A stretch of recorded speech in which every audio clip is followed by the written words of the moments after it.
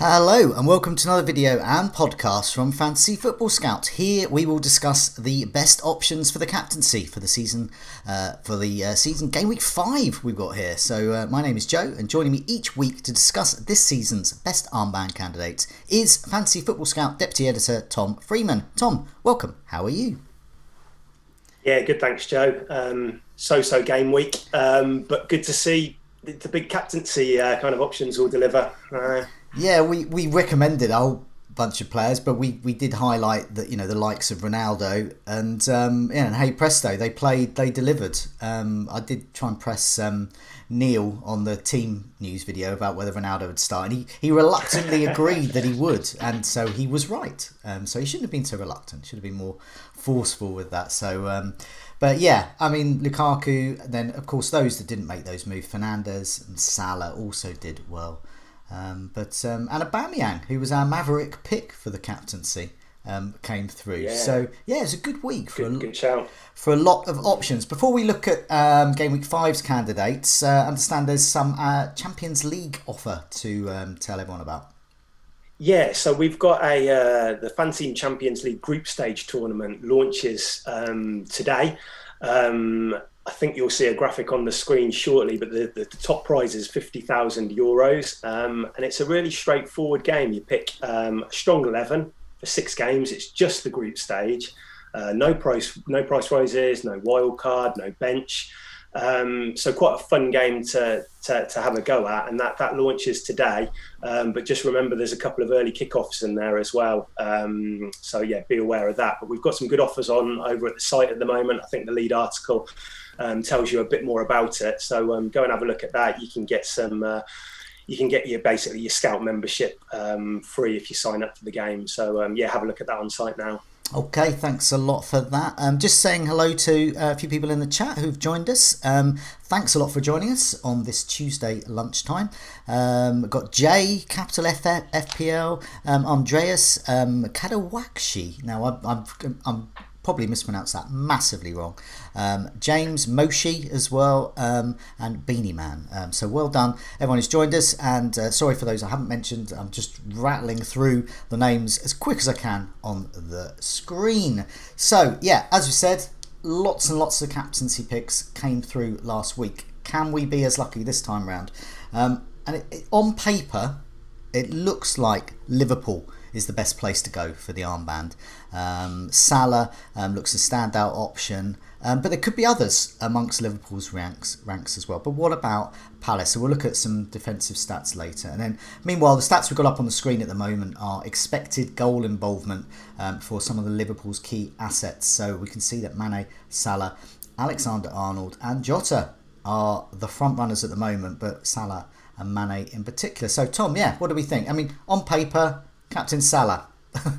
Or is it that simple? Yeah, well, I mean, firstly, Liverpool I thought were excellent at Leeds at the weekend. They outshot them 30-9, I think it was. Yeah, they did benefit from the sending off, of course, but even up until that point, Liverpool were really on top. I think Salah had 3 shots. Bit unfortunate not to get an assist as well, I thought. When Thiago scored, he was just a yard offside.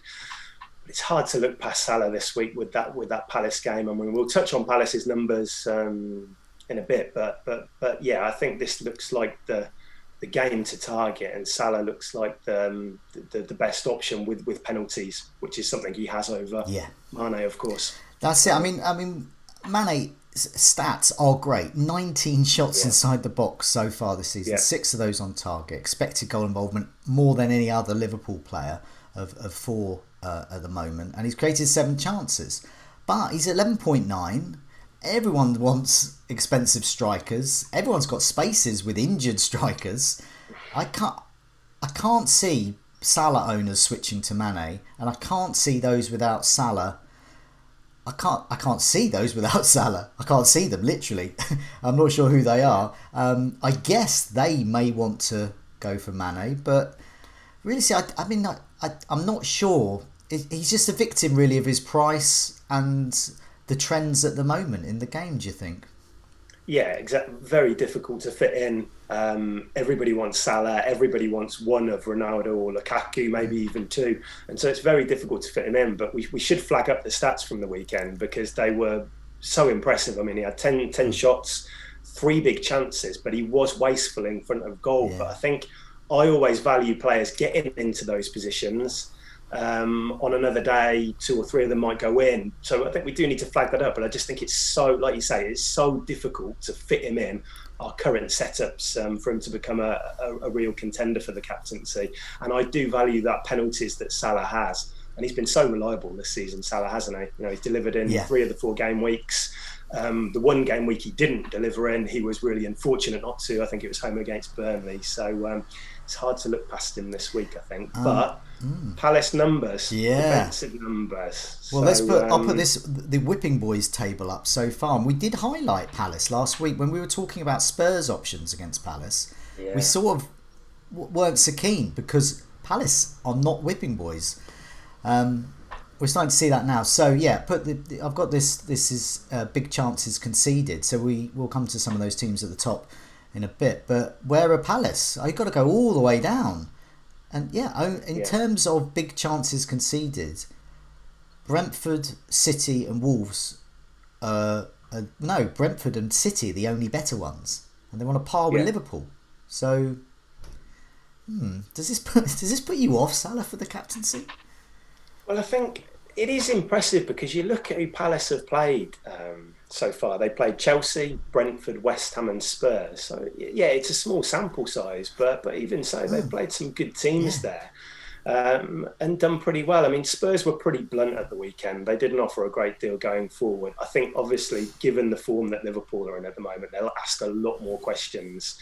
It doesn't put me off somebody like Salah, but I just think it's something to be wary of. I mean, I had a look at the split of where they'd conceded their chances, and these aren't big chances, these are just chances.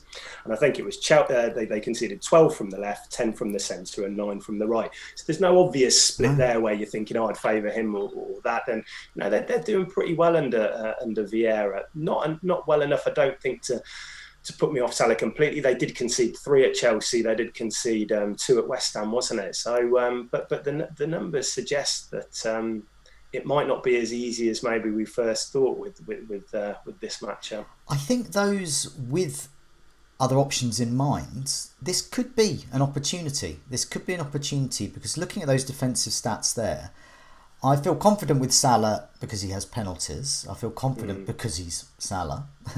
But at the same time, I'm not sure it's going to be, we've seen, I think it was last season, with Salah away at Palace. He came on as a substitute and just huge haul, absolutely huge haul. I mean, loads of Liverpool attackers did. And that's a different Palace side now. He's at home. So I think I'm going to come away with this. If Salah can score and maybe get a bonus, I'm going to come away with this happy man. But I'm not really expecting a big score. So, we've got some expected goal involvement for some players' stats to put up. And so this may give us some other ideas and some other options if we didn't want to go for Salah or indeed Mane. And these are, I've sorted this by minutes per XGI because City are playing Southampton and City we don't know the lineup. So in terms of, I think it's unfair to compare City assets with other teams with other assets because there may be rotation with Champions League. Pep does tend to rotate more around Champions League, and this shows that Mahrez, if he plays, could be a great option. Ronaldo's up there, a few more City names as well, but Mane's there, and Aubameyang is amongst the best for minutes per XGI. And he plays Burnley, who I think we can agree are awful at the moment. Just looking at this briefly before we touch on some of these players, does this indicate that there may be better options than Salah? I think it's just so hard to pinpoint with City who will start in that. I mean, Mahrez and Sterling haven't been starting, have they? And it's been favouring Grealish on the flanks and Torres through the middle.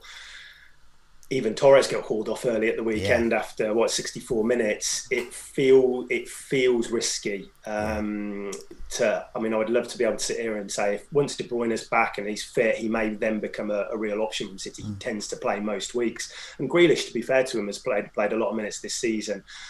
But it's very hard to elevate them above Salah, in my opinion. But there is one guy who probably Shall I get the picture? Shall I get the picture ready for him? Hopefully, I've got him. Let's do it. It's not Callum Wilson, is it? No, he's injured. Is it? I'm just gonna guess now. I'm gonna put a picture of him up, and hopefully, I've got it right. Okay, you fire away. Who is it? Yeah, well, it's got to be Ronaldo, hasn't it? I mean, yeah, we got it right. I mean, that dream debut of the weekend, wasn't it? 2 goals, 6 shots, 5 shots in the box. Led the line really well, drifted out to the left a little bit, but linked play. On paper, this doesn't stand out as a great fixture. You know, West Ham are a good team, but it's this Europa League involvement which is maybe making me look into him a little bit more. West Ham are playing in Croatia on Thursday night. They've got to get used to this new schedule, this Thursday-Sunday schedule. And we've seen with teams in the past who aren't used to that, it can take a while to adapt, can't it? Yeah. So I think I'll be really keeping a keen eye on that team sheet on Thursday. If they heavily rotate and there's a lot of fringe players, a lot of reserve players featuring, then you might think maybe not. But if it's the first team that he puts out, then I think we need to pay attention to that. And of course, there'll be no Antonio as well. So yeah, I mean, it was I mean, it's just one game so far, Ronaldo, but it's not one game. It's decades of games we have the knowledge with. So what he did against Newcastle, I got a bit of stick from people. I put some figures up saying how good, they showed how Ronaldo was, and to keep an eye on those, shots per minute there, as if it was like a one-off, but it's not. It's just another game where Ronaldo is excellent, and there's another one coming up against West Ham. But so he's currently my vice captain, and a little devil or angel in my head on Friday will say, why don't you switch the armband? This could be your opportunity. And as you said, West Ham defence on paper is actually worse than Palace. So could be something in it. Hey, there's another guy facing another poor defence as well. So I'll put the Whipping Boys table up again. And we can see Tottenham in there with 7 big chances conceded. Just below Southampton and Watford. So, Lukaku.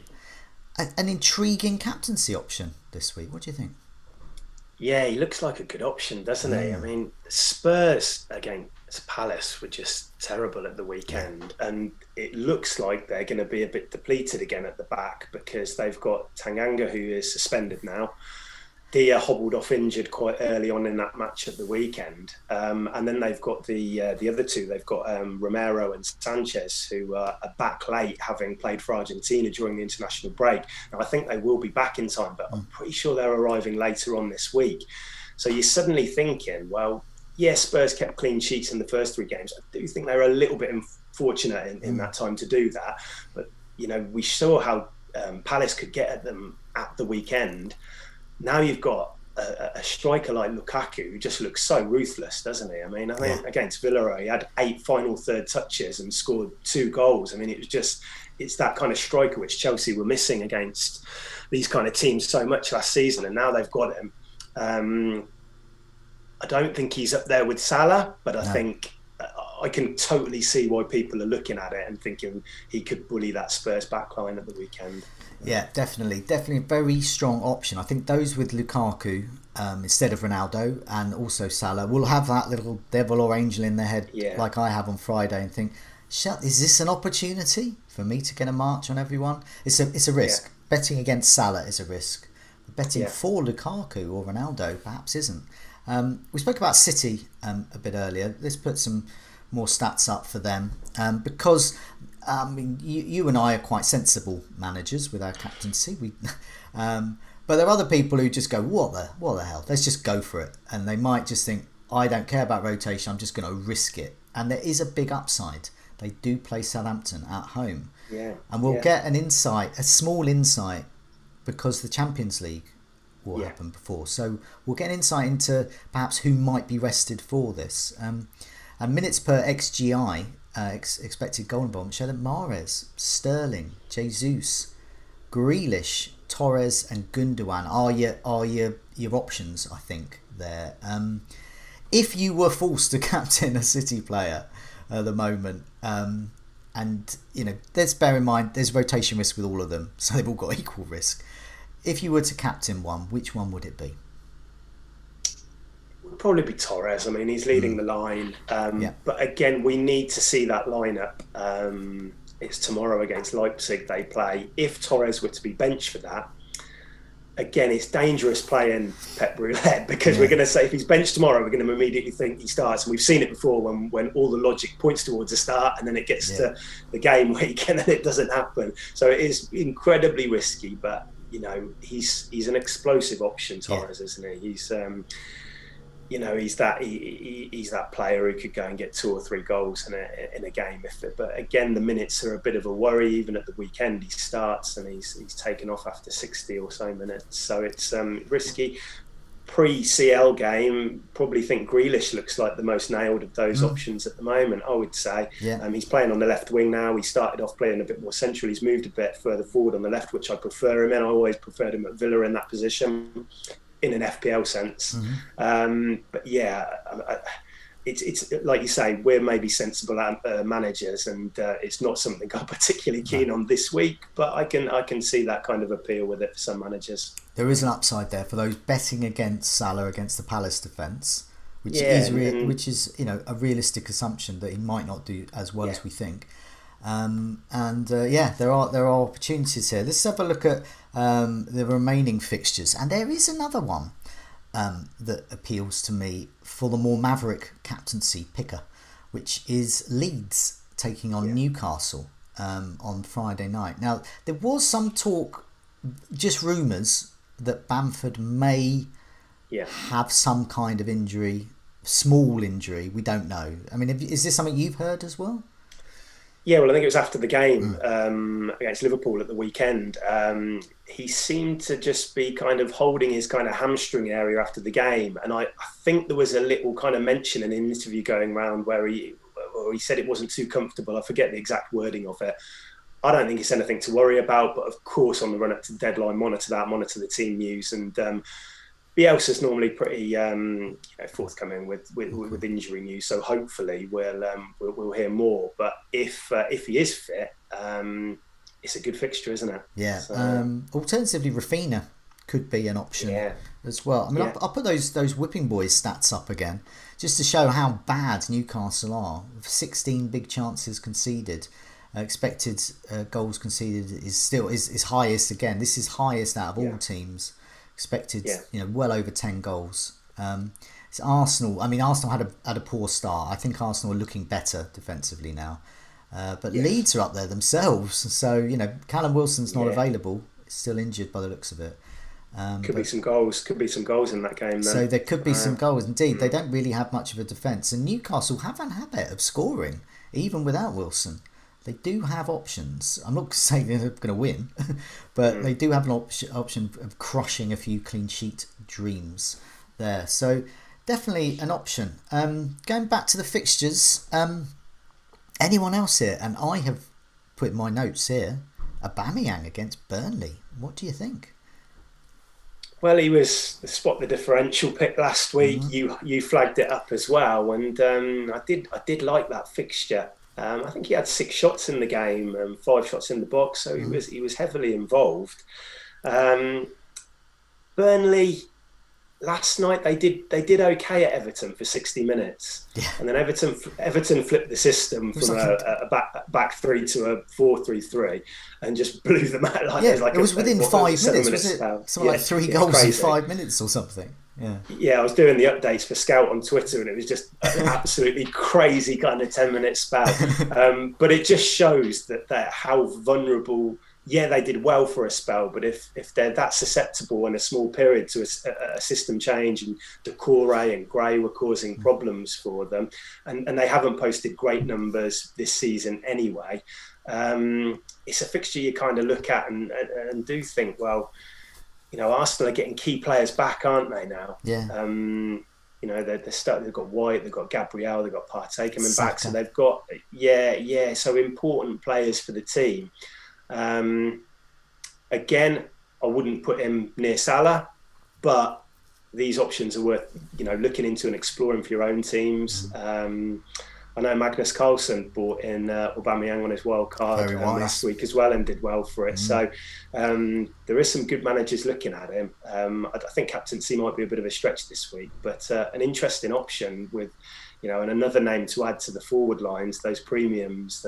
From being very little at the beginning of the season, it's suddenly stacking up a bit now, isn't it? There's some other good matchups, but I don't know about captaincy. Were there any other options you thought of, with the more maverick manager in mind for the armband this week? Well, you look at that Wolves fixture, but again, going back to the table that you posted, Joe, I mean, Wolves have given up very little so far this season. Brentford have given up very little so far this season. And I think so it's two big chances. Yeah, exactly. And you're looking at the kind of Wolves options, and you're not going to captain a Traore or a Trincao, I don't think. And Jimenez has actually been dropping quite deep in the games to facilitate those two breaking into space ahead of him. He's obviously yet to get off the mark, so that feels like a fixture happy to own, not to captain. Yeah. But I think those are the key fixtures, which we've pulled out. Villa and Everton, you're not going to look at. Norwich and Watford, Brighton and Leicester. I mean, you've got Vardy there, but Brighton are a good team, as you know, Joe, defensively at home.